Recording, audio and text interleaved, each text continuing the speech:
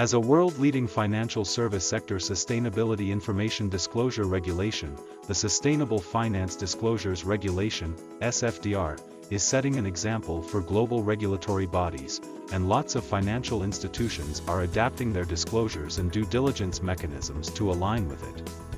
So, now please allow me to navigate you through the basics of SFDR and share some thinking of what China can borrow from it to build a more suitable regulation. First, let's have an overview of the regulation system. In the EU Action Plan on Financing Sustainable Growth, adopted in 2018, Action 1 is establishing an EU classification system for sustainable activities, Action 2 is creating standards and labels for green financial products, and Action 9 is strengthening sustainability disclosure. Action 1 leads to EU taxonomy, and Action 2 and 9 lead to SFDR. SFDR lays down sustainability disclosure obligations for manufacturers of financial products and financial advisors toward end investors, while the current EU taxonomy provides criteria for determining whether an economic activity qualifies as environmentally sustainable, and supports SFDR in classification-based disclosure. Both SFDR and EU taxonomy have supporting acts and sub-regulations. There are a Regulatory Technical Standard, RTS, and a Complementary Climate Delegated Act, CDA, which provide details, guidelines and templates to increase disclosure quality and comparability for SFDR. There are also delegated acts providing technical screening criteria for EU taxonomy. Now, let's have an overview of the SFDR.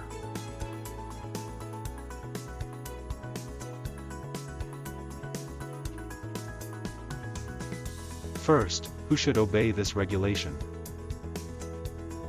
There are two kinds of financial entities covered by SFDR. One is financial market participants, who are basically manufacturers of various kinds of financial products, set up and operated following other EU regulations on financial entities. The financial market participants operated based on principal-agent relationships, which means the exclusion of proprietary trading or investment entities. The other is financial advisors, who provide investment or insurance advice toward end investors in respect of one or more transactions relating to financial instruments, which means the exclusion of sell-side financial advisors and consultants. Now, let's have a look at what the regulation is about. First, there is a classification of financial products and investments. An Article 8 product promotes environmental and social characteristics, while an Article 9 product has sustainable investment as its objective. The core difference is asset allocation. Article 8 products are comprised of investments with environmental and/or social characteristics, and sustainable investments, if any, and other investments, which are made, according to product-specific regulations, out of purposes like hedging and liquidity, etc. Article 9 products are comprised of sustainable investments and other investments. The core difference between investment with environmental and social characteristics, and sustainable investment, is do no significant harm principle, DNSH. Before we move on, we need to spend some time on a very fundamental notion, principal adverse impacts on sustainability factors, PAI. It means the major negative influence of investments, or investee companies, on issues including environmental, social and employee matters, respect for human rights, anti-corruption and anti-bribery matters. PAIs can be measured by performance data of indicators. PAI indicators can be categorized into 4 groups. Table 1 indicators are 18 indicators concerning environmental, social and employee issues. Table 2 indicators are 22 additional environmental indicators. Table 3 indicators are 24 additional social and employee-related indicators. Other indicators, if any, are totally up to financial institution. Investment with environmental and social characteristics only emphasizes on one or several PAIs, and the criteria of good governance practices of investee companies is up to financial institution. A sustainable investment should contribute to an environmental or social objective, following DNSH principle and factoring into a whole range of environmental and social PAI indicators, including 18 inherent ones, 46 optional ones and others more. Furthermore, investments are aligned with guidelines and principles set UN, OECD, ILO in terms of human rights, right at work and business behavior. Then, let's look at the main information disclosure requirements in SFDR. There are three categories of disclosures in SFDR regarding financial market sustainability information. The first is entity-level disclosure. This part should all be published and maintained on websites. This part has three scenarios depending on the choice of financial institutions. The first is that financial product provider considers PAI. They shall publish a statement in the format of the template set out in RTS Annex 1 Table 1, before June 30th of every year since 2023, covering information from January 1st to December 31st of previous year. Product providers shall disclose information of all Table 1 relevant indicators and at least one from Table 2 and Table 3 respectively. Lack of data of any indicator should be stated. Other than PAI indicator information, the statement also includes policies to identify and prioritize PAI, actions taken or planned to reduce PAI, engagement policies taken and planned, etc. The second is that FA considers PAI of advice on sustainability factors. They shall publish a statement mainly about whether and how it ranks and selects financial products based on PAI indicators, criteria or thresholds. The third is that financial product provider or FA do not consider PAI, and in this case, financial institution needs to publish a statement about the reason behind it, and whether and when they intend to consider Table 1 PAI indicators.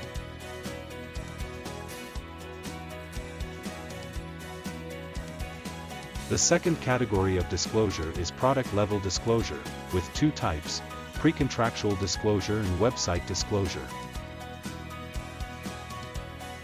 The pre-contractual disclosure of Article 8 product should refer to the Annex 2 of RTS as template.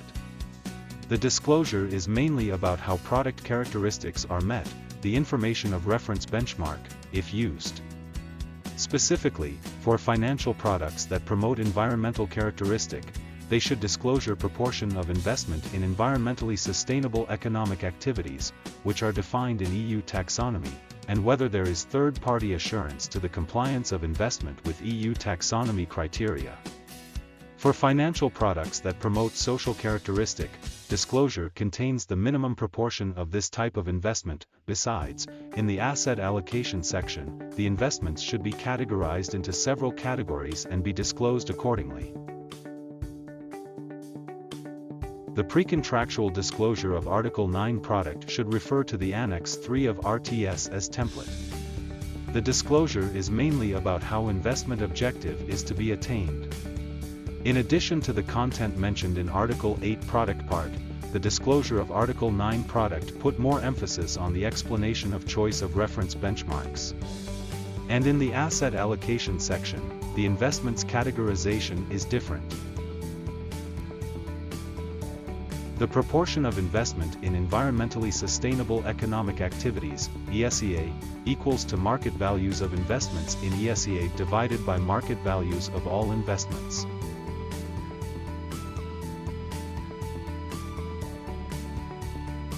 In terms of market value of investment in ESEA, there are two scenarios worth noting.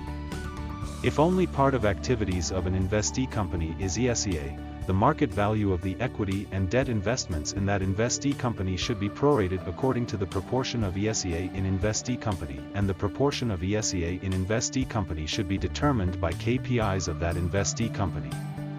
SFDR accepted three types of KPIs in calculation of the proportion: turnover, capital expenditure and operating expenditure.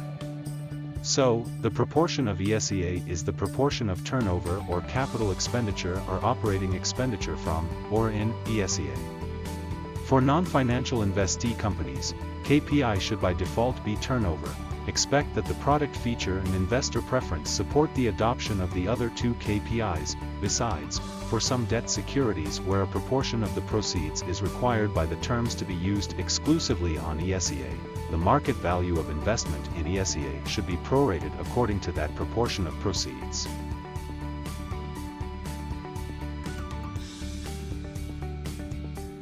Product-level disclosure for Article 8 and 9 products on website should follow the content instructions in RTS respectively. It is worth noting that website disclosures should cover limitations to methodologies and data used by financial products, and how such limitations do not affect how the characteristics and objectives are met, and a description of the binding due diligence and investment policy, including the internal and external controls around it.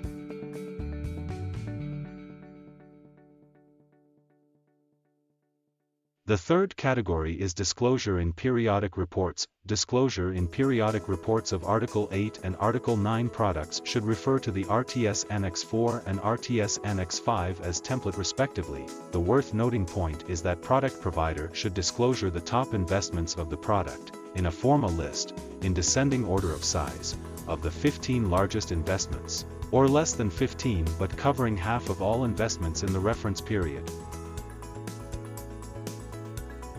Now, let me share some thinking on the features of SFDR. First, SFDR adopts double materiality principle. Materiality is the key to discerning what should be disclosed and what not. On one hand, SFDR considers financial materiality, which is measured based on material negative impact on the value of the investments.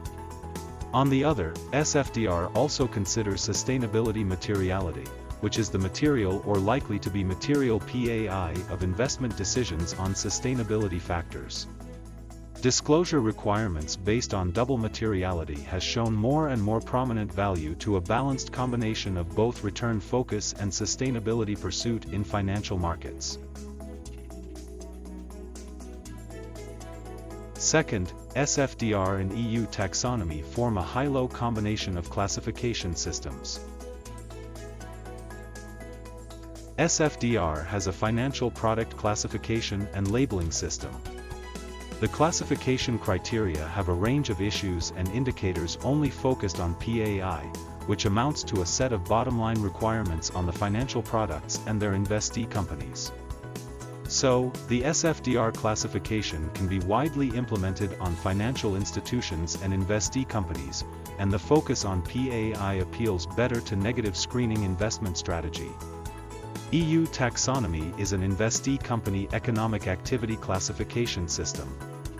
For now, it focuses on 6 environmental objectives and covers a more detailed set of issues, with enabling and transitional economic activity included.